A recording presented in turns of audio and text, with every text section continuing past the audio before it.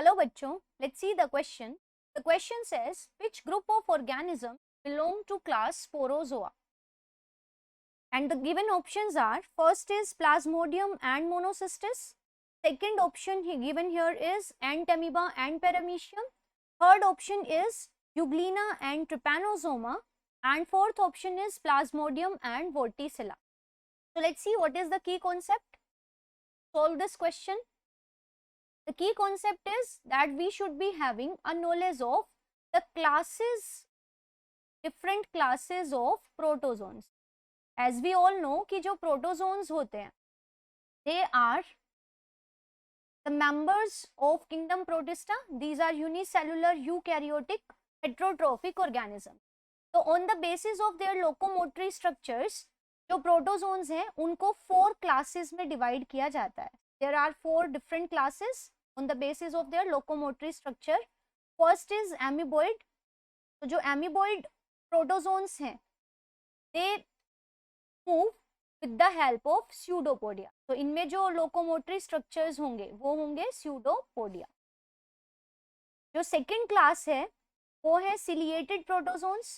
नाम से ही पता चल रहा है कि ये move करेंगे with the help of cilia. So here the locomotory structures are cilia. Third जो class है जो मूव करते हैं फ्लैजिला की हेल्प से, they are the flagellated protozoans. so these move with the help of flagella.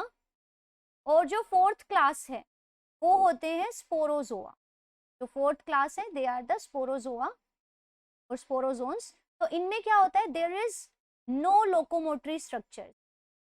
Locomotory structures की जरूरत ही नहीं है because they all are the parasitic form.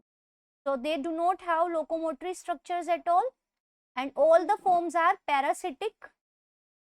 और ये जो सारे parasitic forms हैं इनके जो इन्फेक्टिव स्टेज होती है, इनको स्पोरोजोन्स इसलिए कहा क्योंकि जो इनमें इन्फेक्शन कॉज करने वाली स्टेज है that is like a spore. मतलब माइन्यूट यूनिसेलुलर फॉर्म होती है स्पोर लाइक इन्फेक्टिव स्टेज. तो इसकी वजह से हमने इनको कहा स्पोरोजोन. तो अगर हमें इन चारों क्लासेस के बारे में पता है with their examples so we can easily solve the question. तो अब हम बात करते हैं हमारे गिवन ऑप्शंस की वन बाय वन. तो लेट्स सी, जो पहला ऑप्शन है उसमें हमें गिवन ऑर्गेनिजम्स हैं प्लाज्मोडियम और उसके साथ जो दिया है दैट इज द मोनोसिस्टिस. ये दो ऑर्गेनिजम्स हमें यहाँ पे गिवन.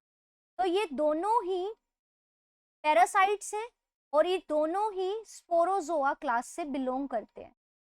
अब प्लाज्मोडियम के बारे में तो आपको पता ही है that it is the causative agent of malaria. तो जो मलेरिया डिजीज है वो इसी प्लाज्मोडियम की वजह से होती है. और जो मोनोसिस्टिस है it causes disease in the invertebrates. It infects invertebrates such as earthworms. तो ये उनके अर्थवर्म्स के रिप्रोडक्टिव ट्रैक्ट में पाया जाता है. सो हम इसका जो सबसे बड़ा होस्ट है वो है अर्थवर्म्स. तो दे इन्फेक्ट अर्थवर्म्स. तो ये दोनों ही जो फॉर्म्स है Plasmodium and Monocystis they belong to class Sporozoa. तो इसका मतलब हमारा राइट आंसर तो हमें यहाँ से ही मिल गया है क्योंकि हमें तो स्पोरोजोन्स ही चूज करने थे. बट फर्दर अगर हम यहाँ पे अदर ऑप्शंस देखें सो सेकंड ऑप्शन में क्या कहा गया है, एंटमीबा. तो एंटमीबा की बात करें तो Entamoeba is an amoeboid protozoan because it moves with the help of pseudopodia. ठीक है. जो दूसरा ऑर्गेनिज्म है paramecium, paramecium is ciliated protozoan. ये सिलिएटेड होता है, सिलिया की हेल्प से मूव करता है. तो यहाँ पे due to presence of the Paramecium ये हो गया डिस्कार्ड सेकंड ऑप्शन. जो थर्ड ऑप्शन हमें गिवन है that is Euglena and Trypanosoma. तो जो यूग्लिना है that is flagellated and Trypanosoma is also flagellated. तो ये दोनों किसके एग्जाम्पल हो गए, फ्लैजिलेटेड प्रोटोजोन्स. ठीक है. और तो ये भी डिस्कार्ड हो गया. फोर्थ ऑप्शन में दिया है प्लाज्मोडियम. सो नो डाउट कि प्लाज्मोडियम तो एक स्पोरोजोन है.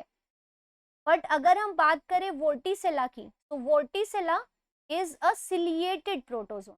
में जो मूवमेंट है वो सिलिया की हेल्प से होती है. तो ये सिलिएटेड क्लास से बिलोंग करते. तो ये भी हो जाता है डिस्कार्ड. तो जो हमें गिवन ऑप्शंस हैं उनमें से जो हमारा राइट आंसर है जिसके दोनों मेंबर्स ही क्लास स्पोरोजोआ से बिलोंग करते हैं दैट इज ऑप्शन ए.